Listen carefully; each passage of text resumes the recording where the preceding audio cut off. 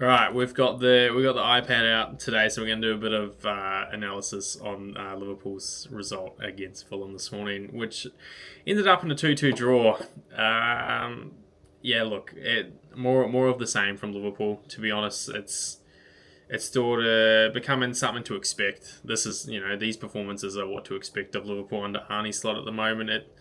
It's getting really frustrating, and there doesn't seem to be an end to this. Just when you think maybe there's a light at the end of the tunnel, we just get slapped back in the face, and usually by ourselves. To be honest, look, we dominated most of the possession against Fulham, and we had more shots and the bigger chances. With if you're an XG nerd, we had the greater XG against Fulham. We managed to snatch a goal in the 90th minute, +4. Cody Gakpo went a bit nuts with his celebration, taking off his shirt and all that, only for us to shoot ourselves in the foot. 3 minutes later, up the other end with a worldie, albeit incredible goal, unbelievable. But Liverpool should have done so much more in terms of stopping and trying to stop them from scoring. So the first one I want to look at, the first sort of situation that we've got here on the whiteboard, is actually the first goal. So as you can see here, if my pen works, we've got the Fulham player currently on the ball. He's got a bloke out to his left on the flank, and he's got Harry Wilson in here. Now, Harry Wilson's actually the goal scorer in this. Situation, and currently he's been observed. I'll get rid of those drawings. He's been observed by Connor Bradley and no one else. Now, Connor Bradley has to worry about this man out here. Obviously, with how he's facing, he could play the ball out here. Connor Bradley can shift across there. However, this player who's on the ball, I completely forget, is going straight up the guts now. When he does receive the ball, this player here, we got a drawing there. When he does receive the ball, he sort of does take a touch before he plays at the ball, but that sort of touch pushes us forward. We sort of step, which is the problem, because Kanate follows this player the second that sort of touch is taken. So this player is sucking Kanate in out here, which is leaving a massive gap out there. And what he does is just plays it straight through here. Now, there's two Liverpool players here, Szoboszlai and Gravenberch, neither of which are doing anything. Szoboszlai is currently watching the ball. I couldn't tell you if Gravenberch is watching the ball. It doesn't look like it. Gravenberch is running in the direction of Wilson, but he's not going to get there, and he doesn't get there in time. But why on earth these two are sharing the same space is beyond me. It's pretty comical how they score this. It was originally flagged for offside, but after review, it obviously wasn't. But yeah, I'm a little bit unsure as to what we were sort of expecting after this. Again, I said we probably shot ourselves in the foot for the final goal. We probably shot ourselves in the foot for this one, because how this player here gets the ball through there into Harry Wilson, I have no idea.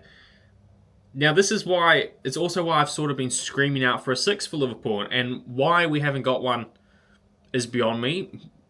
When Endo is fit, albeit, why he doesn't play. Yes, he's not the most attractive footballer on the ball. We get that. But he's there to sit across that line and just patrol. He's there to go left to right, and he's there to freaking pick up this sort of stuff. Okay, but how? Yeah. So, both probably ball watching here, in all honesty. None of them really got any eye on Harry Wilson. That ball's played straight through there. Harry Wilson goes one-on-one with Alisson pretty much and slots it. Now, there's probably questioning about this, because Kanate's movement in particular for this goal is very, very reactive. Should he have followed in? I'm not sure. But then his movement probably has a lot to do with what these two are doing over here. Okay, so The next one I want to get into it's a little bit later in the game, this one.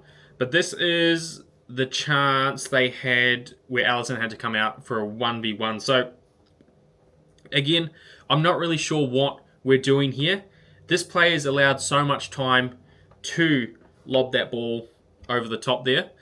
I don't know what Gravenberch is doing. I mean, well, we know what he's doing. He's ball watching here. He's not doing anything else other than ball watching. He did get himself in the way, I suppose, but you're too far away. You're still too far away to do anything because there's enough time. There's enough distance between Gravenberch here and the Fulham play here for that ball to go over top, anyways.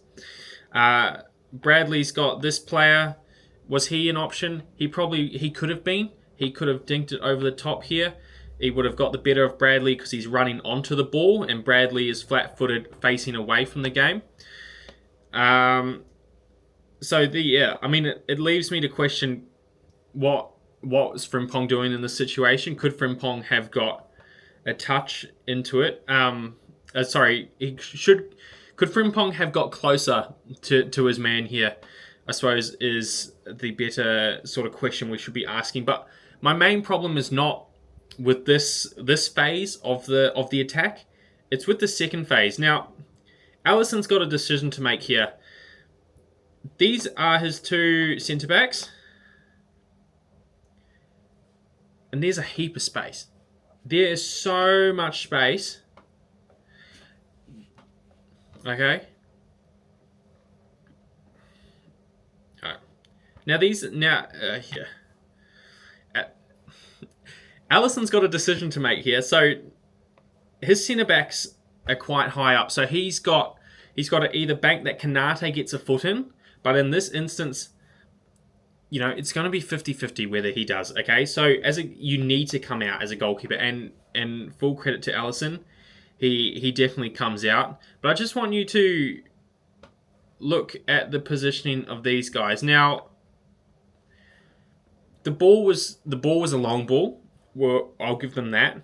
But currently, should whoever this person is, number 7 by the looks of that, should he get the ball, take a touch in, it instantly becomes a 1v2 because these players are going to try and get up a hell of a lot faster than our players do. And I just we'll go to the next one. Now, Alisson obviously makes that initial save, which is fantastic. Our centre-backs are having to turn. And what happens before? And what did I say before? Those players for Fulham that were following up managed to get to the ball. Now, Alisson does an incredible job in getting a hand to it, and it goes onto the crossbar, and boy, does it saves Liverpool's blushes.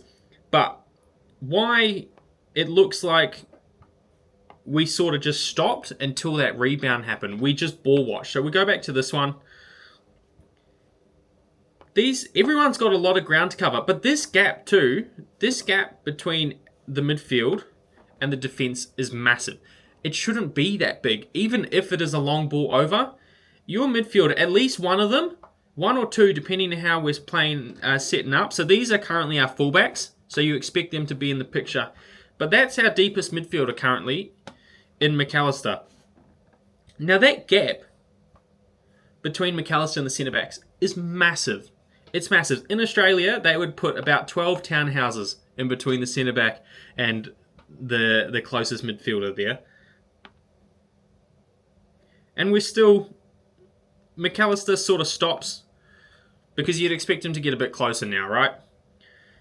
Kirkes looks like he stops a bit, and Bradley looks like he's caught in full sort of sprint there now. But this player here should never have been allowed the time to continue his run, let alone have the freedom to patrol that box outside of Alisson's goal box to get that shot off. So, okay, next. Now, I'm pretty sure this comes from a throw-in, and I just don't understand because Fulham did these a couple times throughout the match, and Arnie Slot afterwards said he brought Joe Gomez on for the height. Now, I'm not sure if I was watching the same game as Arnie Slot, but they were playing these sort of throw-ins all game, or at least towards in that second half, and we just overloaded the numbers that we had in the box for no reason. Now, have I got... No, that's it. So, and we were overloading that box for whatever reason. Now, your two Liverpool players here are Frimpong and Chiesa. Now, Frimpong's covering the man on the ball, but Chiesa's got to watch this man out here. You can't see him, he's just hidden behind the scoreboard, and he's covering that man there. So we have 1, 2, 3, 4, 5, 6, 7, 8 Liverpool players in the box to their 1, 2, 3, 4, 5. Why? When they did this they did the same thing in this half. I'm almost certain of it. But they did it in the game nonetheless.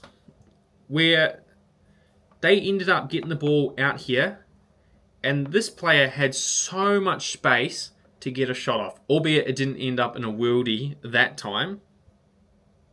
But I would have thought you would adapt to that, right? So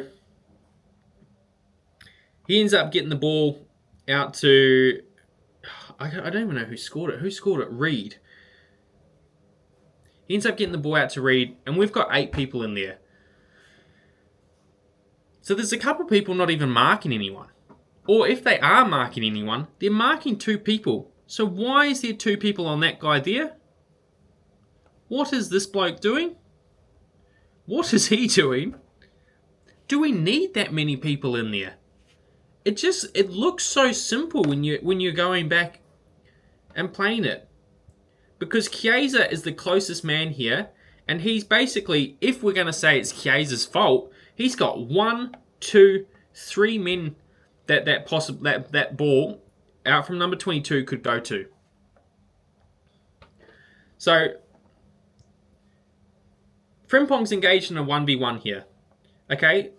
So if Frimpong goes, if the ball player goes forward, Frimpong's going to follow. Okay, so Chiesa's always going to mark this man here, because that's where the ball's going to go into the box, okay? If it goes out, Chiesa will run to that, of course. So where's the person sitting here?